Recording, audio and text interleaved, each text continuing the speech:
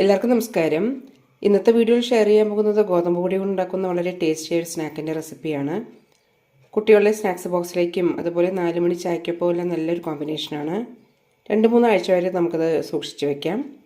എങ്ങനെ ഉണ്ടാക്കുന്നത് നോക്കാം. ആദ്യം മാവ് മിക്സ് ചെയ്തെടുക്കാം. അതിനായി 2 കപ്പ് ഗോതമ്പ് പൊടി എടുത്തിട്ടുണ്ട്.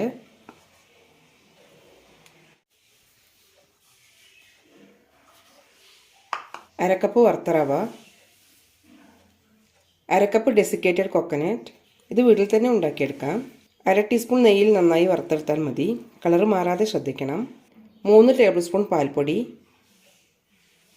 1/4 ടീസ്പൂൺ ബേക്കിംഗ് സോഡ, 2 നുള്ളി ഉപ്പും ചേർക്കാം. 1/2 ടീസ്പൂൺ ഏലക്കപ്പൊടി. ഇനി ഇതിലേക്ക് ആവശ്യമുള്ളത് 1 കപ്പ് പഞ്ചസാരയാണ്. നമ്മുടെ ഇഷ്ടത്തിനനുസരിച്ച് ചേർക്കാം.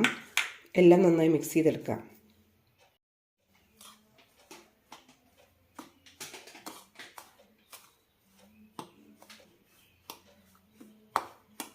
നന്നായി മിക്സ് ആയിട്ടുണ്ട്. ഇതിലേക്ക് 2 ടേബിൾ സ്പൂൺ നെയ്യ് കൂടി ചേർക്കാം.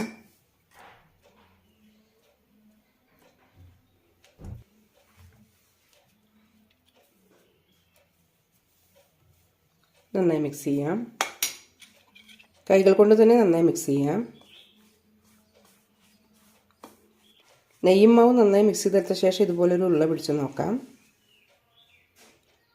ഇങ്ങനെയാവുന്നുണ്ടെങ്കിൽ കറക്റ്റായി മിക്സ് ആയിട്ടുണ്ട്. ഇനി ഇതിലേക്ക് കുറേശ്ശെ വെള്ളം ചേർത്ത് നല്ല ടൈറ്റുള്ള മാവായി കുഴച്ചെടുക്കാം.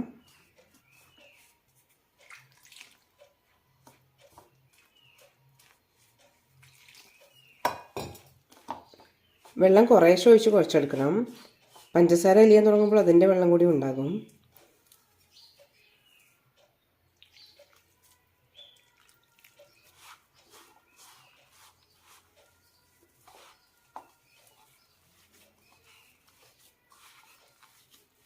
കയ്യിൽ കുറച്ച് നെയ്യ് തേച്ചിട്ടുണ്ട്. ഇനി നന്നായി കുഴച്ചെടുക്കാം. ഏകദേശം 1 കപ്പിൻ്റെ അടുത്ത് വെള്ളം മതിയാകും.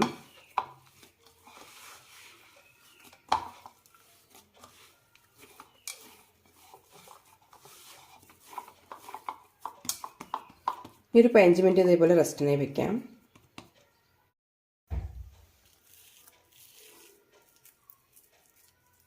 ഇനി ഇതിലേക്ക് വെള്ളത്തിൻ്റെ ആവശ്യമൊന്നുമില്ല, കറക്റ്റായിട്ടുണ്ട്. ഇനി ഇത് പരത്തിയെടുത്ത് ഷേപ്പാക്കി എടുക്കാം.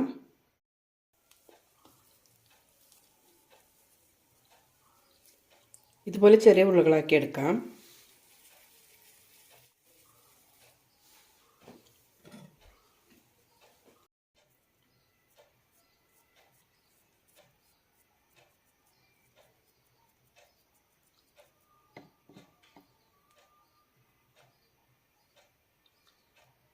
ഈ സൈഡ് നന്നായി അമർത്തി കൊടുക്കാം.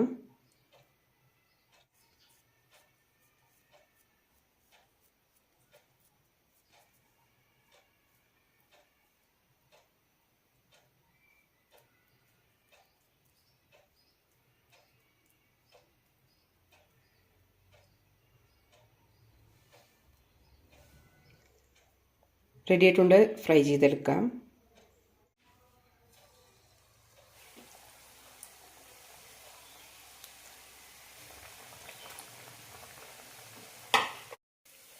തിരിച്ചിടാം.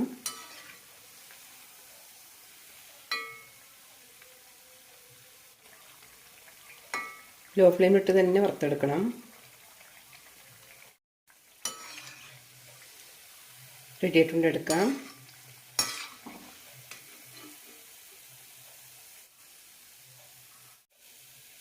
ബാക്കിയുള്ളത് കൂടി വറുത്തെടുക്കാം.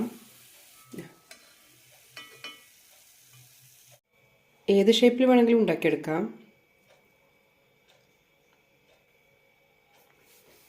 പുറമെ നല്ല ക്രിസ്പി ആയിരിക്കും, ഉള്ളിൽ നല്ല സോഫ്റ്റും. വളരെ ടേസ്റ്റിയായ സ്നാക്കിൻ്റെ റെസിപ്പി എല്ലാവരും ഒന്ന് ട്രൈ ചെയ്ത് നോക്കൂ.